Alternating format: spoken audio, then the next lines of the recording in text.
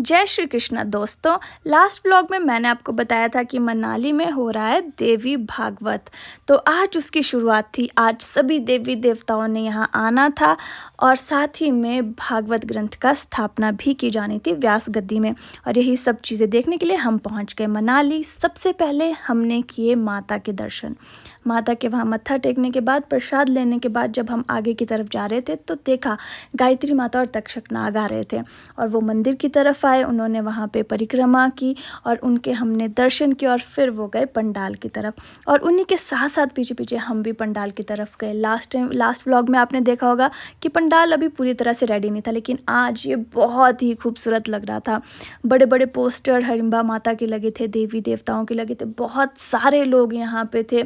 Specially locals तो full यहाँ पे आए हुए थे दर्शन करने के लिए और देवी देवता यहाँ पे आपस में एक दूसरे से मिल रहे थे। बहुत ही अमेजिंग ये सारा जो है लग रहा था। और इसके बाद हम कुछ देर के लिए चले गए जंगल की तरफ। यहाँ पे हमने सोचा थोड़ी देर बैठते हैं और उसके बाद जब कलश यात्रा होगी फिर हम आएंगे। 4 बजे हम फिर वापस आए थोड़ी देर बाद और फिर हमने देखा कि छोटी छोटी कन्याएं जा रही हैं कहीं को और हमने सोचा ये कलश यात्रा है, लेकिन ये कलश यात्रा नहीं थी, ये भागवत ग्रंथ लेने के लिए जा रहे थे।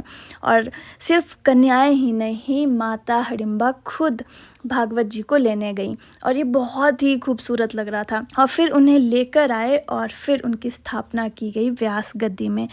बहुत ही अमेजिंग था, बहुत पॉजिटिव वाइब और बहुत ही अच्छा ये सारी चीज़ें लग रही थी। इसके बाद हमने सोचा कि कलश यात्रा के लिए हम लेट हो जाएंगे तो हम वापस घर आने का प्लान हमने कर लिया। और यहाँ पे वापस आते देखा कि छोटी छोटी कन्याएं चाय पी रही हैं, चाय मांग रही हैं कि चाय पिला दो और फिर इंतज़ार करिए अपने कलश यात्रा का। और इस तरह से ये सारी चीज़ें पॉजिटिव वाइब लेके हम पहुँचे वापस अपने घर।